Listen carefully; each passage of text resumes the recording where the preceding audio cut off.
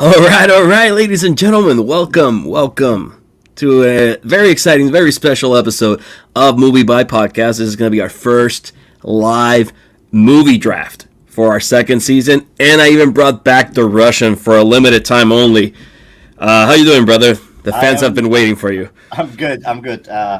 Thank you for having me back. We took a little bit of the kind of the breather in between. Been catching up with some of our missed shows, missed movies. A lot of new stuff that came out, which I was really excited to see. A lot of indie movies which we watched. I think we may talk about them at some point, but I'm really looking forward to this. We haven't done it yet. This is our first time because last time when we did our season one, we just were like pretty much just picking up a movie every week, just randomly without any kind of like direction. This time we decided to have a little bit more structure. So we originally had about 50 categories. About 50 categories. Yeah. We're probably gonna drop the list at below in the comments. The Russian's back. Yeah. We're gonna drop the list, the entire list of the categories that we had originally, but we narrowed them down to 10 categories. 10. And we each had to pick one. Each had to pick 5. So. Mm-hmm. Total was 10, and we each picked up a movie from that category. So we got 20 movies for this second season. Yeah, the season 2, which will I think we're gonna premiere it September or no. Now that you mentioned, I was gonna ask you about that. There you go. I mean, you're the So in charge. I think we agree we can premiere season 2 of MovieByte for everybody that's watching. Either August 23rd or 24th, which is Monday or Tuesday. Okay. That works. I don't know, maybe Monday. It's easier for both of us. I know we're both off from work. Hopefully, if the schedules don't change. But all right, so let's put a pin on it. And for those who are, what's up? Whoever is commentating from our own Facebook page. Whatever that may be. Yeah. So August 23rd. Will be the official premiere of MovieByte. Hopefully nothing happens. We have power. Everything's good. And we actually decided what's going to be the first movie we're going to talk about, but we're not going to reveal that to you to the very end of the episode, okay? All right. Before we commence with our first movie draft, I just want to say thank you for everybody that has been supporting us from the start.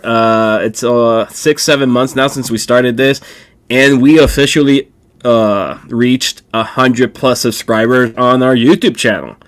Thank you guys. This is overwhelming. So we are standing at 103 subscribers. Thank you so much. You guys helped us finally make youtube.com/MovieByte podcast. Now it's before it was just a bunch of characters and numbers. Now we are officially youtube.com/MovieByte podcast.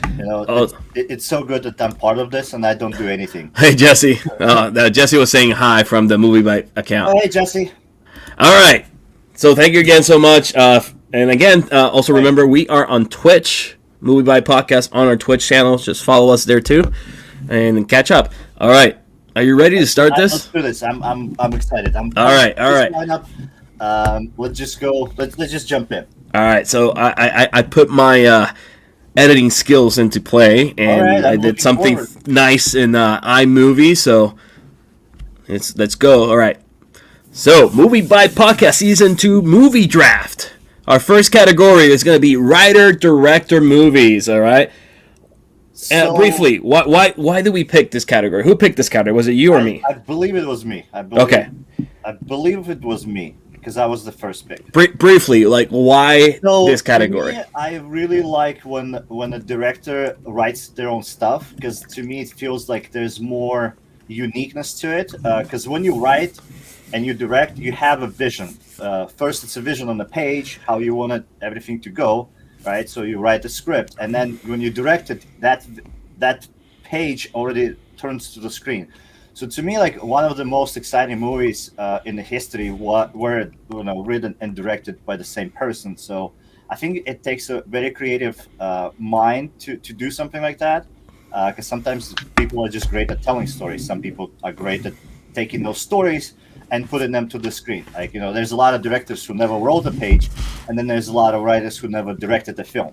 Yeah. But what it's this unique mix, and some directors just do their own writing, right? So and I believe the movie that you picked, that's going to be the case. Yeah. Mm-hmm. So to me, it's a really interesting way to kind of get behind the structure of the movie when it's written and directed by the same. I agree. All right. So the first movie under this category this was my pick, and I picked not only like the masterpiece, It is best Academy Award winner picture, and I'm talking about by the Coen Brothers, No Country for Old Men, starring Tommy Lee Jones, Javier Bardem, and Josh Brolin. Okay, so we will be discussing and analyzing, and hopefully we can bring along our buddy Matt again, who was with us in 1917, to talk about this movie. Briefly, I picked this movie because the Coen Brothers tend to do a lot of writing, and they tend to direct most of the films. They have done a lot of writing and directing, but I feel, besides Fargo, that this movie it's just different from everything that they've done, and I'm very excited to bring this to the show and share with all of you and share our point of views and everything that went behind this masterpiece, because it's just a masterpiece. What are your thoughts on this movie, Russian?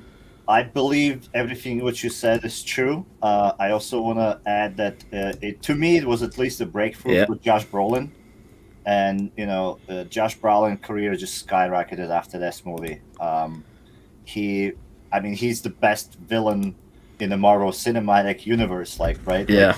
Like, you cannot think, Thanos and not think Josh Brolin, even though it's all animated. But you see, how much of his talent is being carried on the screen. So to me, that was a fantastic performance by him. But the showstopper in here is. You see, I'm gonna be starting messing up. Javier Bardem, in this movie is groundbreaking. Exactly, and I am excited to rewatch this movie and bring all that information and all those little notes to you guys. Brolin is super underrated. He is a very underrated actor. I wouldn't say underrated. I think before, like you mentioned before, No Country for Old Men, he wasn't. Yeah. He wasn't in everything. Now it feels like he is in Deadpool. He's in, And speaking of which, he's actually going to be in the next movie that that you picked under this category. Which? I was like, what? Yeah. All right. So just closing thoughts. I think it's a superb movie, but I do not believe that's the best Coen Brothers movie. It's just my little bit of salt. Fair enough. For you, the best Coen Brothers movie. What is it? Fargo. Big Lebowski. Come on, Big Lebowski. Oh, Big Lebowski. That's actually good. Yeah, that's pretty good. I think when I think Big Lebowski, I think Coen Brothers. When I think Coen Brothers, I think Big Lebowski. Fair enough. All right. So to mention, Tommy Lee Jones is also perfect in here. So all right. Yeah. All right. Keep going. Right. Fair enough. Next movie. Next movie was my pick. Dune. And we're already skipping one, but it's okay. Now, the reason why I picked this is because I adore Denis Villeneuve directing. Mm-hmm. And he wrote some good, like his Insidious. It's hard for me to say that word too, but his first movie when Incendies, when he broke, that movie is just like, it's hard to watch. Like that movie is for me hard to rewatch. I watched it once, and I don't think I will ever watch it again because the story is what makes it so hard to watch is because it's realistic. Like that stuff could have happened, and if that stuff actually could have happened, like it just makes that movie so much more powerful. But I'll be honest, I do not have huge hopes for this. I think it's gonna be good, but I don't think it's gonna be groundbreaking. I'm gonna use the same word. I think it's gonna be. I hope it's never seen it. Sorry to interrupt you, Pablo. Dune hasn't come out yet. It comes out in October on HBO Max and in theaters. I think he may be thinking about the Insidious. Okay, just in case. Okay. Well, you have to qualify because we're too fast. We're skipping. Yeah, yeah. You know? We haven't seen. We haven't been on screen for like what, almost 2 months. So it's 2 months. Yeah. It's the heart is pumping. I'm back into. I'm actually excited to watch this. I'm halfway done the book. I bought it a couple months ago, and I'm almost halfway done. I've seen pieces of the 1980 something film by David Lynch under the same name, Dune, that had Sting was in it and a bunch of other actors. I've seen glimpses of it. The book so far is really good. It's amazing. So I'm kind of a little bit excited to see what Denis Villeneuve brings to the screen with this adaptation of Dune, because again, the book is really good. So hopefully I'm not disappointed and it becomes one of those movie adaptations that ends being trash, I mean, we'll see. That's why I wanted to see something. I wanted to talk about something we have not watched yet. So something like we did with few movies like Mortal Kombat and the other one. So obviously, this movie we'll be discussing it probably a week later. It premieres on HBO Max or in theaters. So that way everybody has time to catch on. Yeah. All right, the next category. I don't remember who picked this category. That you picked this one. Did I pick cult classics? All right. Yeah. So the next category we're going to be discussing this season is cult classics, as you can see on the screen right there. And our first pick of cult classics, and again, cult classics. What is the definition of cult classics? To me, the cult classic is something that probably was under the radar for the most people, or it kind of did not succeed when it originally was released, and then it just becomes this following where everybody talks. Like, for example, I think the best cult classic is The Room. I mean, I haven't seen the original, to be honest with you. I haven't seen it yet. I know you gave it to me for my birthday years ago, and I still haven't seen it. Haven't seen it. We saw the remake. We saw the Disaster Artist, which is great, and I feel like that movie is. I don't know. To me, it's just gonna ruin the whole myth behind it. Yeah. Yes, which is the point of the movie. Anyway. So my pick for cult classics is this beautiful film. It is my favorite film, my all-time favorite film. I have the poster hanging in the wall back there, and it's a cult classic because, again, absolute favorite movie, The Crow. Thanks to Pablo. It's also my favorite, like I was saying. For me, this movie, it's a cult classic because, one, the history behind this movie, what happened to this movie. Obviously Brandon Lee, who was a rising star and the pinnacle of he was getting to the peak of his career. All right, he was going to become the 90s star. He was the son of famous martial artist Bruce Lee, and he tragically dies in production making this film. This was his last film, and I'm not going to go into details, but I'm going to save it for the show.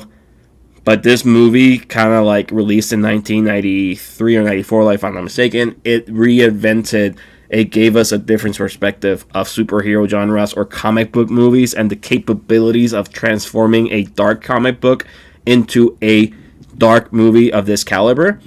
And to this day, it remains it's a cult classic, period. That's all I'm going to say for now, because I'm going to go all at it at this movie when we talk about it. I'm just gonna. This episode, I'm on cruise control. I'll be just sitting and sipping on the water. I'm going to save all the best for this episode. This is going to be the heart and soul of season 2 for me. I will just say one thing. When I first watched this movie, I painted my face with chalk, and I got my mom's lipstick. 1984. And I just did my own makeup of the main character, and I ran around the streets when I was I was 13 years old at that time. There was a Halloween in high school that I went to, and I painted my face like the Crow. Yeah. All right. Next cult classic. It's gonna be, and this is your pick right here. This was my pick. Yes.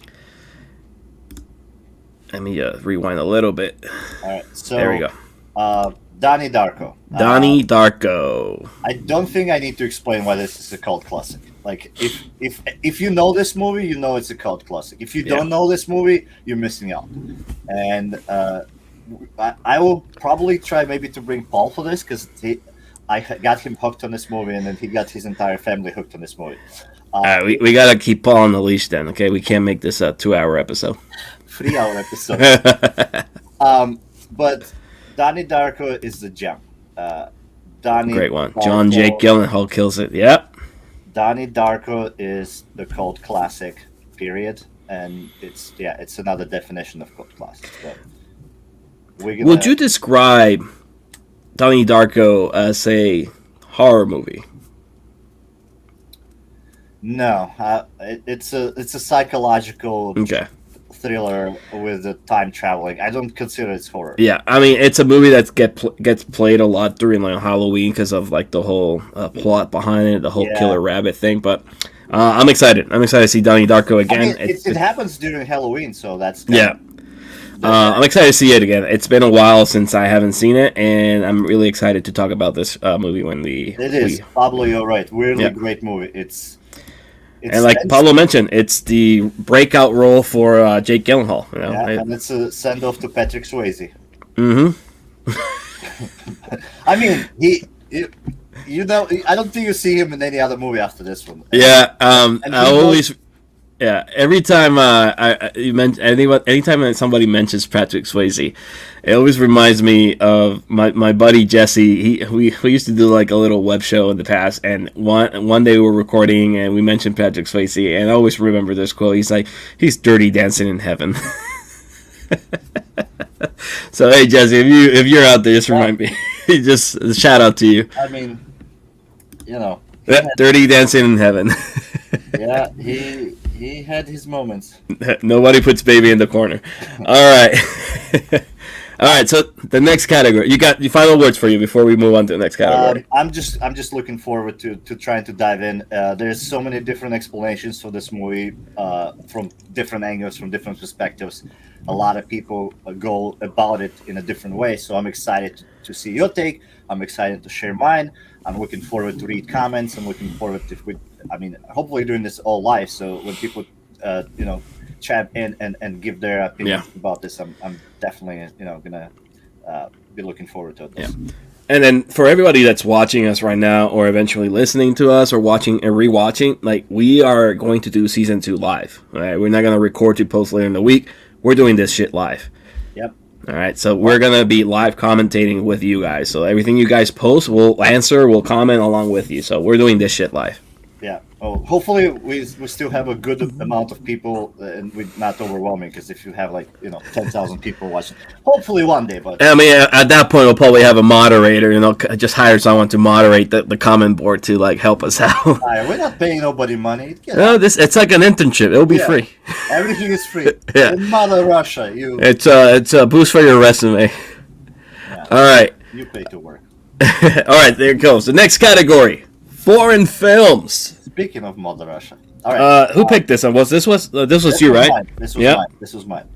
And originally, my take was that I really wanted to do the City of God, but then you saw a lot of. I had the 2 choices per category at the end, and you're like, come on, choose one, pick one. So I mean, there's a lot of movies to talk about, especially foreign films. Yeah.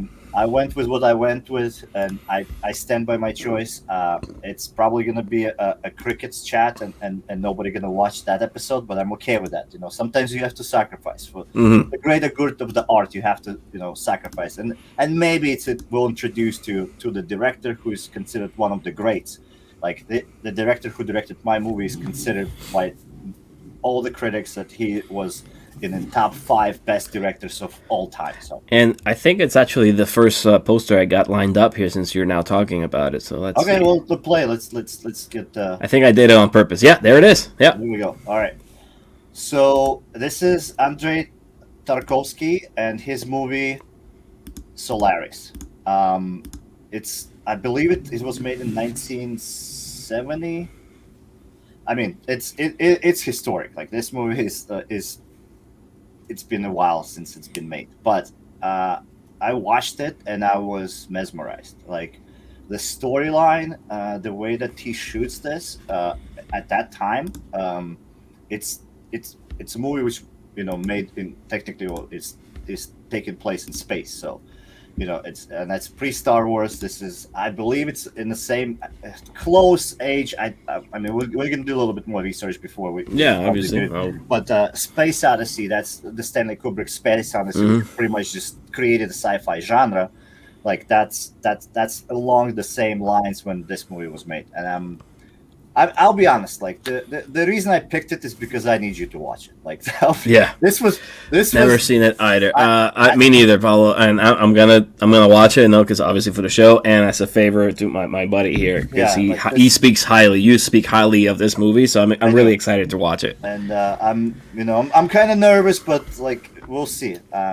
We'll see. But we will spend an hour talking about this when we get to it. Perfect. All right. So the next movie, I already talked about this movie when I was doing a top 5 of this director. It is my favorite foreign film.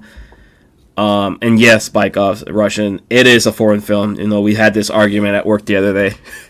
All right. All right. So I'm talking about Pan's Labyrinth, or in Spanish, El Laberinto del Fauno. Right? I'm not trying to say that. This movie is a foreign film. It was the Mexico's entry at the Academy Awards in 2006 for Best Foreign Film. And again, it's directed by one of my favorite directors, Guillermo del Toro. And it's a fairy tale. It's like an epic fairy tale from his. And a lot of people may have seen this already, but I'm excited because this is a big film to like analyze and to get the meaning behind the about Pan's Labyrinth, and why the main character needs to escape from the reality into this fantasy world, and it's just amazing. I think if you're referring to Solaris, I think you can still watch it on HBO Max right now. Yeah, HBO Max has it, so hopefully by the time we do the episode, it's still there, so I can watch it. If not, we'll end up buying it. Or renting it, but that was the only time. Like, if we're gonna do substitution, I'm just telling it right now. If we can't find this movie, we're just gonna do City of God. We'll do. But hopefully we'll get it. But for those who want to give a head start and watch it, it's on HBO Max. Just check it out. All right, so that's my take. Pan's Labyrinth. Is Pan's Labyrinth a horror movie? No. Okay. I don't consider Pan's Labyrinth a horror movie because that thing is freaking scary. It is. That shit fucking was freaking me out. But it is. You talk about the the guy with the eyes. Yeah. Everybody knows. Like, you I don't even know his name. But that's the thing I'll give you about this one. Guillermo del Toro, he can produce visual monsters like nobody's business. Like that movie. I mean, obviously the Pacific Rim. Like he does the shit in his sleep. It's he's the best. Yeah. All right, so Pan's Labyrinth. That's going to be my best foreign film pick. So I'm excited to discuss that with you. All right, the next category for season 2. That was my pick. The next category. What sports movie your pick? Was it? No, I think it was mine. Okay, foreign films was mine. I think we're going back and forth. Yeah, because I did the video with the same notes we had. Okay, all right. All right, sports movie. Like, there are so many good sports movies out there. Yeah. And it's just we need to do some sports. Hopefully we'll bring someone along. We have a lot of people that are interested to talk about this category, and especially one of the films that we picked. So we see what we can do. So the first pick of this category that we picked. Let me see which poster shows up. Oh, there we go. This is your pick right here. My pick. The Blind Side. I mean, I could have put this in my guilty pleasure category as well, because it just makes you feel good movie. Like, I feel like sports movies, that's what they are about. It's like, it's just, you watch it, you tear up. It makes you feel good inside. It's the opposite of like watching Requiem for a Dream. It's something that. Great acting. I believe Sandra Bullock got an Oscar for this. She did. She won. She won an Oscar. Based on a true story. I mean, obviously, maybe some details were taken off and added for the dramatic effect. Yeah. And I'm cool with that. And this movie has one of my favorite scenes in the history of movies. And I'm going to just leave it at that. When we get to that, like, there's a scene in this movie which pretty much just elevates this movie to the rank where it sits in my list, and that's the reason why I picked this movie, is because I highly enjoy it. I like the acting. I like the accent. I don't care. Like she does a good accent, and I'm not the one who she is phenomenal in this movie. She is. So what are your thoughts about The Blind Side? I've only seen The Blind Side fully once. It's always on TV. I catch scenes of it. I've only seen it once. Okay. But I'm excited to rewatch it and discuss it with you I don't consider it a guilty pleasure. I find the movie to be very good. It's a very good movie. And again, Sandra Bullock is amazing in it. And right. But if we're talking sports movies, I'm sure there will be like Rotten Tomatoes thrown at me for picking this. Yeah. But I'm excited because I was really thrown off by you picking this one. I thought you were gonna pick the actual movie that I picked next, and then that would have left me with picking another movie. Sure, yeah. You see how you tried to trick me into something? Yeah. So you threw me off on that one. So, so the next movie that I picked for this category, it's one of my favorite sports movies. It's not my top favorite. My top favorite is Major League with Charlie Sheen. And but I felt like we need to discuss this movie because it has one of our favorite writers on it, right? And we're talking about actors in it. Brad Pitt's Moneyball, right? Based on a true story, the Billy Bean story. Yeah. Fantastic writing. Great acting. Fantastic writing. Great acting. Everybody is fan. Jonah Hill. He shows that I'm not only can be in dumb comedies, I can actually be in a serious films, and that was his breakthrough from that to me. Like when I watched Jonah Hill, I was like, "Wow, this dude can act. Like he's good." Yeah, and I think Wolf of Wall Street. That was before the War Dogs. War Dogs, yeah. Yeah, it's yes. Yeah, Jonah Hill got nominated for Best Supporting Actor for this movie. He is superb. And Brad Pitt got nominated as well. Aaron Sorkin got nominated for Best Adapted Screenplay. And now come to think about it, like like both of our movies, it's a sports movies, but they're not really sports movies, if you know what I mean. Like they are about sports, but they're not. I see what you're saying. I mean, obviously, Moneyball is about what it takes to build a franchise team, right? In the major leagues, when you are pretty much cut out of a salary cap, and you're left just picking like the scraps out of your farm system, right? Or picking based on stats versus talent, right? And it's a very interesting movie, and it's based on a true story. I remember the true story of the Oakland A's of that season and how they won 21 games in a row. I believe I think the record got beaten, or they hold the record. But again, I'll give you that detail more accurately when we. I don't watch baseball, but hey, I'll tell my story about winning, on DraftKings when we get. Yeah. All right, so that's my pick, Brad Pitt, Moneyball. All right, and actually, I remember I saw this movie in theaters with my bros Pablo and Jesse in Puerto Rico. So. Oh, nice. Yeah, this is one of the many movies we saw together. So yeah. All right. So the next category, this one, you picked this category coming up. What did I pick? And we are talking about science fiction movies. You see that cool title card I picked there? That was nice. That was the Star Wars. I figure, pick a Star Wars one. Yeah, sci-fi. I mean, we mentioned that Stanley Kubrick probably coined the phrase or coined the genre when he did the Space Odyssey. Yeah, which I haven't seen. Which I have to see it. I know. Yeah. Well, you and I cut a deal, and I'm gonna watch Solaris, and you're gonna watch Space Odyssey. Yes. Yeah. All right. So whose pick is next? All right. So the next we got Aliens. I think I picked that one. Yes, you did. All right, so Aliens, directed by. Tell me why. Till this day, I don't understand why you went with the second one, not the first one. So, don't get me wrong. The first one is amazing, but I feel like Aliens by James Cameron is the best one of that franchise. All right, I guess And right here we're gonna be debating we this. we get to see the aliens for most of the movie versus the first one. You only see the alien for like 6 minutes of the movie. You don't see a shark till like last 2 minutes of the movie in Jaws. But it's Nobody more complains action about- based, and Sigourney Weaver got an Academy Award nomination for Best Supporting Actress for this movie. How is she supporting actress?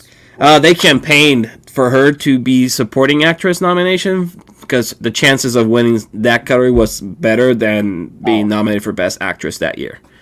Well, everybody's cheating somehow. Yeah, they did the same thing with Viola Davis a couple of years ago for the movie Fences. They campaigned for her for Best Supporting Actor, despite her being top bill alongside Denzel Washington. She could have been Best Actress easily, but she had a better shot winning as Best Supporting. Alien was the main character. The alien was the main character, yeah. Yeah. All right, so that was my pick, and I'm excited. And I don't know, maybe I'm just a James Cameron fanboy, and I just need to talk about a James Cameron movie.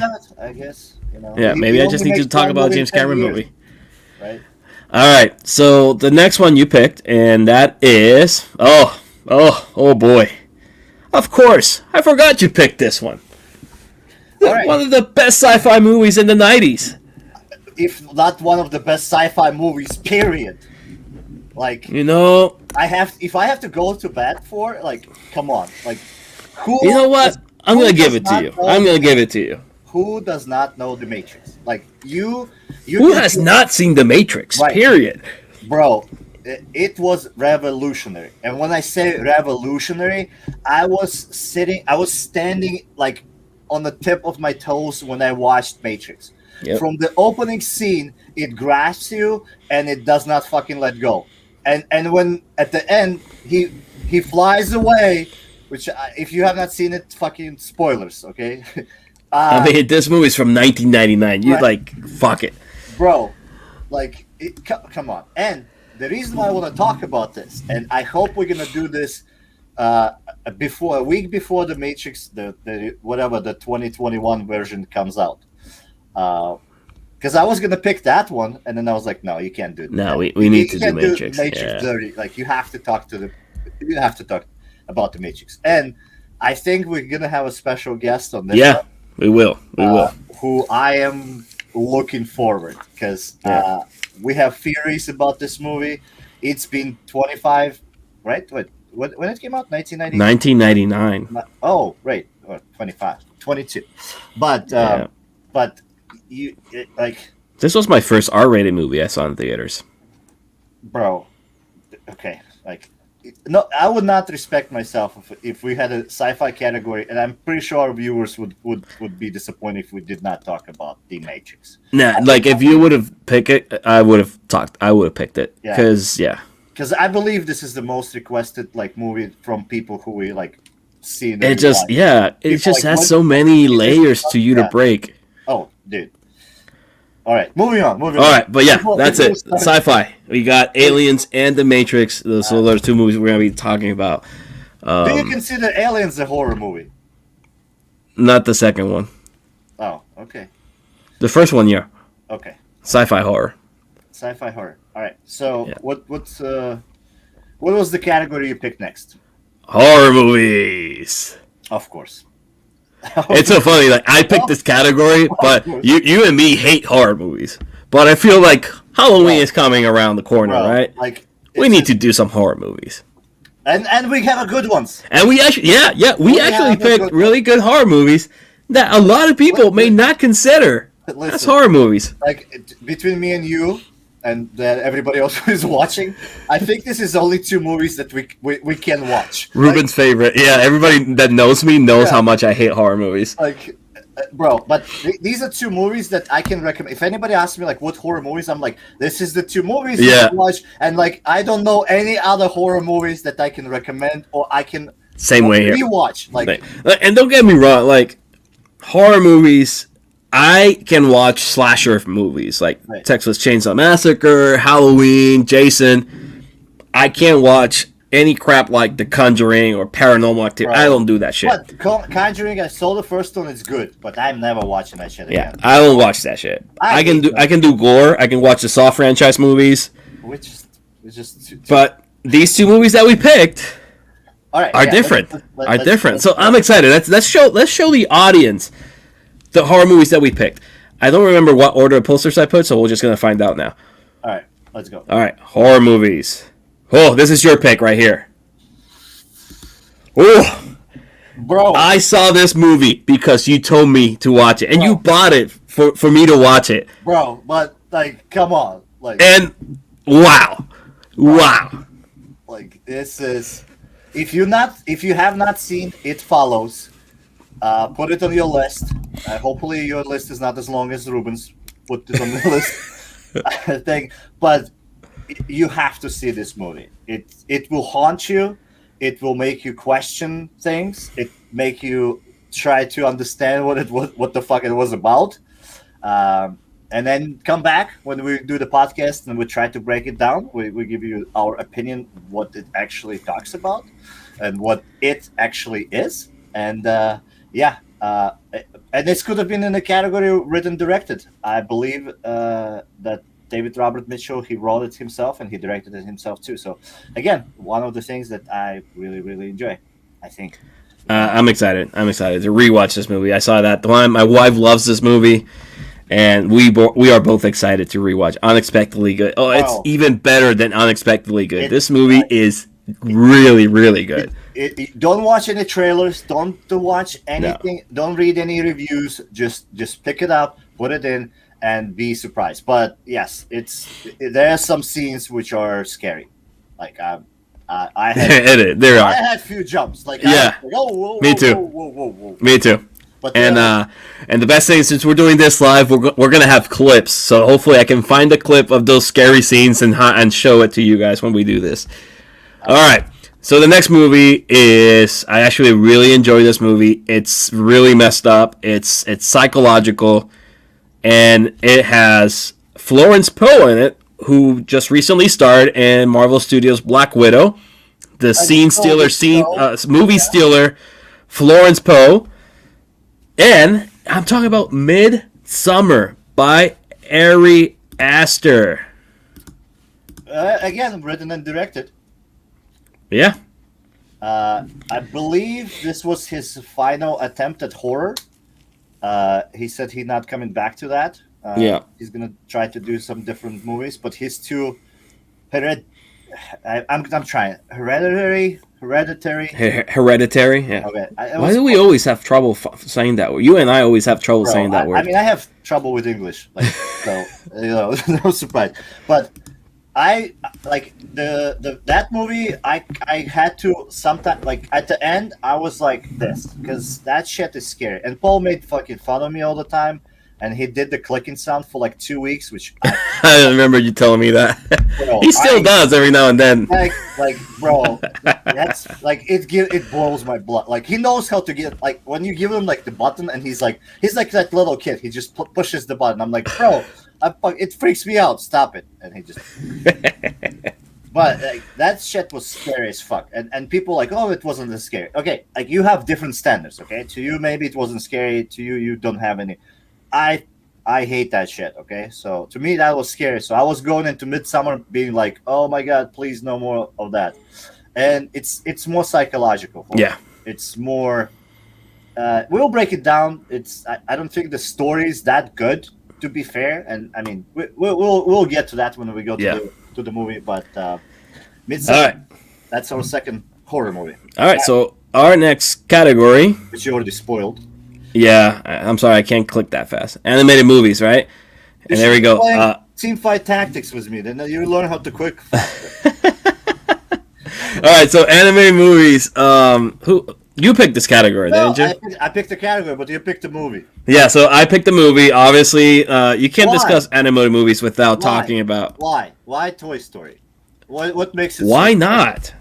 I mean, it's the first computer animated full feature-length movie. All right. It introduced us to a different animation style. Fair enough. Should I keep going? No, that's it. I'm just trying to, It's a classic. Period. Look. Paulo just said it right there. It's a classic. Yeah. Like, I think I saw Toy Story in theaters in 1995, and I was blown away to what I was watching. Obviously, you see Toy Story now, and you compare it to every other Pixar movie. You say, wow, technology has improved significantly. Right. But we wouldn't have Pixar if it wasn't for Toy Story. We wouldn't have, Also, gazillion movies. this was a project that had Steve Jobs involved in it. We know. Don't you try to show off. We know that Pixar. You know, but maybe the 8 people that are watching us right now don't know. 8 people. There's no 8 people. There's 3 people watching. Nobody. We got 8 people. I got the actual total account here of 8 people watching us. That's 2 of my laptops and 5 of my iPads. Sure. Anyway, Yeah. so Toy Story. I mean, I was just giving you crap. Like everybody loves Toy Story. Like you cannot talk about animated movies and not talk about Toy Exactly. Story. But that being said, and you mentioned that it brought the groundbreaking technology of animation with Pixar and Toy Story. My movie brought still drawn animation, but its own unique style. So roll the reel, and let's. Oh yeah, and this is a good one. This is a favorite of mine too. This is Yep. Studio. There we go. Studio Ghibli. My Howls personal Moving favorite Castle. movie. Howls Moving Castle. Oh, Rashim! Oh, hello, Rashim. Thanks for joining in. So now we have 9 people. All right. Howl's Moving Castle. Why this and not something else? To me, No, why not Spirited Away? why not Spirited Away, the Academy winner? It's just, Studio Ghibli movie that everybody loves, everybody has seen. Why Right. not that one? Why Why not? Howl's Moving Castle? I'll tell you why not. Because it does not have. I mean, it still has soul, but it does not have that much soul. This movie is a tearjerker from the beginning to the end. It is. Like I'm a grown ass man, but I weep like a baby watching this for the fucking 12th time.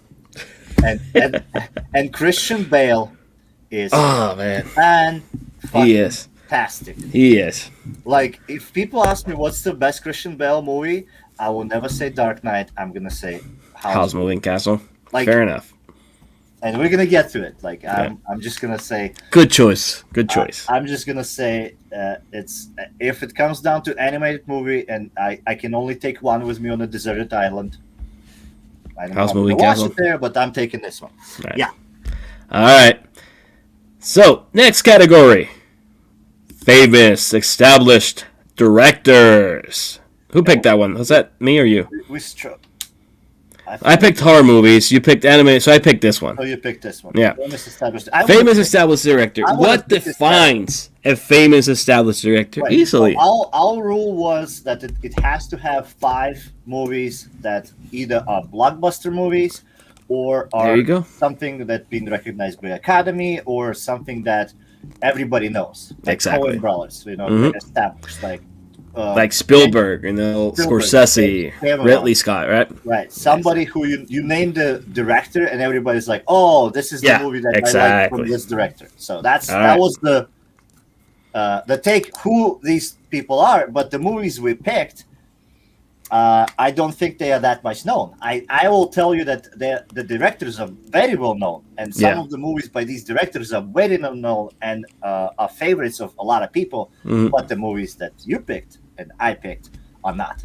And let's dive in. Let's roll. The first movie in this category is Ho, ho, ho, ho. Al Pacino Oh my goodness, such a great movie. and Brian De Palma. And when you talk Al Pacino and Brian De Palma collaboration in America, nobody will ever mention Carlitos Way because the Scarface is going to be 99.9% the answer. But I will die on this hill and I will tell you that the Carlitos Way is fucking 10 times better than the movie. And that being said, when we get to the movie, I'm not defend, but I'm gonna explain why I feel that way. Carlitos was a good film. Such a good film. I saw it on Wapa TV. For those who don't know, Wapa TV is a Puerto Rico local channel that used to air old movies and claim that they were new releases. Dude, and to some of you, it's gonna be new because you have not seen it. You probably never even heard about this, and it's such an underrated, buried in nowhere movie. And I want to bring it back. I'm to excited. life, and I want to talk about it. Yeah, I really got excited when you picked this movie. I was like, "Whoa, shit! I didn't see that coming." It's been a while since I've seen Carlitos Way, and I'm very excited. And I feel like in this day of age, an our mental stage and maturity, I think you're gonna see it in a different aspect. I think you will see it in a different eyesight and mindset because he's closer, to my age in this movie. But you see the decisions you make are different, and and it's completely opposite story of Scarface. Like that's what. Yeah. Oh yeah. Yeah. Pacino brings it but on this I will spoil it that this is not the last Al Pacino movie on the list. Oh, you're right. You're right. All right, let's go. All right. So the next movie, it's my pick. I talked about this movie when I did a top 5 about this director. It's a very underrated movie. A lot of people don't even know that he directed it, and we just gotta talk about it. I'm talking about The Island, starring Ewan McGregor and Scarlett Johansson. And there you go. From the director of Armageddon and The Rock, and still people did not go to see this movie in theaters. Bro, that's one thing I hate when people put from the directors. Like, it's done. Like, leave it alone. Like, I don't need to know what you directed before. Like, especially put in expectations like Armageddon and The Rock. But I'm just saying. But the movie is great. Like, the movie is we both love this. We both enjoy watching it. Scarlett is outstanding in it. McGregor is I saw it in theater too. I saw The Island in theater and I loved it. And it's such a shame that it didn't do as well as it should have done because this movie's amazing. Yeah, and it has all the trademarks of the director. Michael Bay. Yeah, Michael Bay is written all over this movie and all of his movies. But pretty much. But this has a better story. I just like the sci-fi aspect of it, and it feels like different from everything he's done, and that's why I picked it. And I think this movie was ahead of its time. 100% agreed. Yeah, you have so many knockoffs of this, in the later years, but I mean, it still holds to this day. So I'm excited about this. I'm excited. That was a good pick. Alrighty, next category we got guilty pleasure. Did you pick this one, or did I pick this one? I think I picked this. I think you picked this one. Yeah, you picked this one. I picked this one because that was my last pick. Yeah. Guilty pleasure. What defines a guilty pleasure? I mean, you pretty much can throw anything in that category. Like, you can. I mean, if you like it, it's a pleasure, right? Yeah. But guilty. It's guilty. That means that somebody else does not like it. Exactly. So and majority of these movies are they are known for a lot of people disliking them, and you're like, well, I don't care. Like, I like it. Like, like Pearl Harbor. Independence Day. Like, I mean. Like Green Lantern. Like Three Ninjas. Yeah. Three Ninjas. There are movies that. Three Ninjas. Yeah. There are movies that have been discarded by everybody for how bad they are, but you watch it and you're like, I don't care. Like, I don't care. It's either entertaining or it brings on some kind of feelings in you, or it's just the stupid comedy where you like it's just like Dumb and Dumber. Like, even though it's probably it's not a guilty pleasure. It's not, but comedy. But it's the guilty pleasure. Everybody knows what it is. Sometimes it's hard to describe it, but it is. Right. And it could be like any movie, It could be a guilty pleasure for different reasons. But let's see what we picked. To the pick, and this was mine right here. So I picked before on the podcast. I picked not just Daredevil. Director's cut. I'm picking the director's cut of Ben Affleck's Daredevil. So my question to you is, how the fuck I'm gonna watch it? And don't you dare say you have a fucking Blu-ray. No, I'm gonna buy it. Okay. I'm gonna buy it digitally so you can watch it. All right. So I'm gonna get it because I always wanted to have it, and now I have an excuse. So. All right, fine. Again, for everybody out there watching is already trashing. Oh, why Daredevil? Like, that's a piece of shit. I'm picking the director's cut. Completely different movie to what we saw in theaters in 2003. Okay? And that's all I'm going to say. If you have the opportunity Hey, to you watch don't it, have to defend it. It's a guilty pleasure. You're not. no, I need to clarify because a lot of people think that I'm just talking about Daredevil, that Ben Affleck, yeah. Okay. Director's cut. That's the one I'm talking about. We need to put a director's cut. Director's cut. Yeah, I'm gonna put it next time in like the middle. So in other words, for Ruben, Daredevil director's cut is Zack Snyder's Justice League. Exactly. All right, so everybody knows. Yeah. That's a good. I should have picked Howard the Duck. No, I really hate that movie. All right, there was a moment of silence. Yeah, no, I hate that movie. I rather watch paint dry. Threw everything out of the way. Yeah. All right. So the next movie is obviously your pick, and it's Ooh, I forgot you picked this one. There he goes, ladies and gentlemen. Woof. Legends of the Fall. Why Another tearjerker. You know, like a lot of people are praising Brad Pitt, right? A lot of people nowadays, he just won an Oscar. But in my opinion, the 90s, Brad Pitt was the best. He put his heart and a soul in his performances. We're talking Fight Club, we're talking Seven, we're talking River Runs Through, we're talking Legends of the Fall. Pablo, you put that face, and I had the same face when he first told me about this movie until I watched it, and it changed my mind about this movie. And I'm excited to watch it again for the show.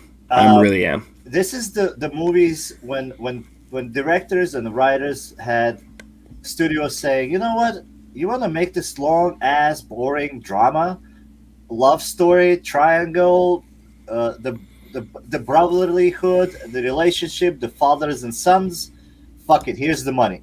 Where can you watch it? I think honestly, I don't think any streaming platform has it at the moment. Right at this point, like I had to, in order for me to present my case to Ruben, I had to buy it and I had to beg him to watch it. And I do not regret a single penny spent on it. I don't regret watching it. It's different and it's a good film. So I'm glad we're gonna break it down and we're gonna go into it and we're gonna talk what makes this a watchable movie. Why? I'll buy it, you bastard. Okay, you buy it. You buy it. Go ahead and do that. So, all right. Yeah. Legends of the Fall, fantastic cast. It has one of my favorite, Anthony Hopkins is in it, and he plays fucking fantastic. Yeah. And so I'm excited. All right, it's the next category is the last one, right? This is our last category. This is the final. Oh yeah. This is the good one. That you pick. Yeah. This is the one you picked, and there was a gazillion movies to choose from in this one because this is probably the broadest category out of yeah.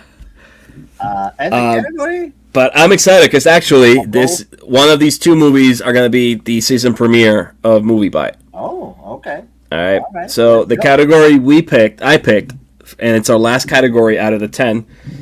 And this is very special. It's action movies from the 90s. The best kind of action movies. Like, they don't make them that way anymore. They don't. And again, like the Russian said, very broad genre. We got 90s. We got action stars like Steven Seagal, Van Damme. You picked a movie like Stallone, but we didn't pick any of those movies. Like my first gut feeling was to go with The Last Boy Scout. Like that was my because it's 90s. Like The Last Boy Scout is the fucking 90s, But I was like, I cannot do that. Paulo, Gone in 60 Seconds is not a 90s movie. Yeah, it's 2000. It's from 2000, but good try. We'll consider it when we pick action movies from the 2000s. The guy does not pick The Rock. He does not pick. No, he goes Gone in 60 Seconds. It's like, come on, man. Like if you want to go with the movie, which I'm looking forward that actor being in coming out this Friday. No, I'm looking forward to that movie, but no. No. What? Wait till I watch it, and I will make you watch it.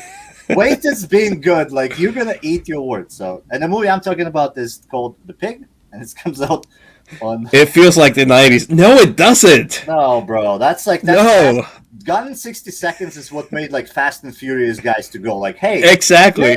They're like, there's money in this. Yeah. Let's do our own fucking spin-off. All right. 60 seconds. And then Gone in 60 Seconds never reappeared, and Fast and Furious have fucking 9 sequels. So Yeah. All right. So let's go ahead. So the 2 movies we picked for this category are. Who is the first one? Who? Oh, this is your pick right here. Great effing film. Oh my god, I'm so excited. 3 hours long, but it's so worth it. This is the showdown between 2 greats. It's a showdown in acting. Fast and Furious is shit. Oh, but they still make money. Hey, like it doesn't matter. Yeah. It's a $1 trillion blockbuster. Like, I mean, maybe not $1 trillion, but they made billions and billions of dollars in it. But Heat is phenomenal. Heat inspired so many films. Scenes.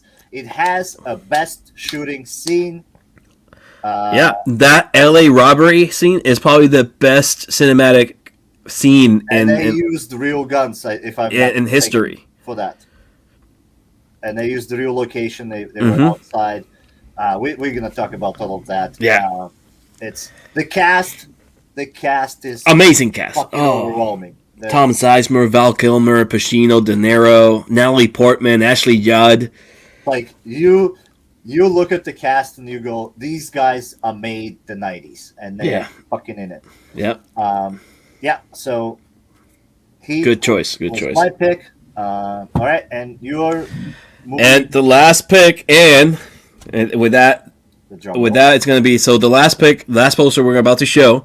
It's the movie we're going to kickstart season 2 of MovieByte. All right. And I feel like it's proper because we're going to start the end of summer, and obviously this movie coming up was a summer blockbuster. It launched the career of 2 very famous stars that we know nowadays. And we're talking about Speed with Keanu Reeves and Sandra Bullock. Period. And Dennis Hopper. May he rest in peace. He is great in it, and I believe you're forgetting that. Dude, now I forgot the partner's name. I was like Jeff Daniels. Jeff Daniels. I was yes. Like, Jeff Daniels. The newsroom guy. Yeah. Dumb and Dumber guy. So Speed. So what made you, out of all of the 90s movies, action movies? Why did you land? I remember watching Speed for the first time. My parents rented it on Blockbuster. When Blockbuster used to be a thing, right? And I remember watching Speed when it wasn't released in VHS, and at first I didn't understand what I was watching, obviously, but I kind of liked the whole premise of a bus that cannot stop or go over 50 miles per hour. It's the dumbest idea ever. Who came up with that idea? But it works. It works. You know? You're just buying it. Great chemistry between Keanu and Bullock. Oh, absolutely. And they reunited afterwards in 2006 with The Lake House with a romantic comedy, and it worked out. They have really good chemistry. Dude, everybody has good chemistry with Keanu. Rashim. Oh, what about Speed 2?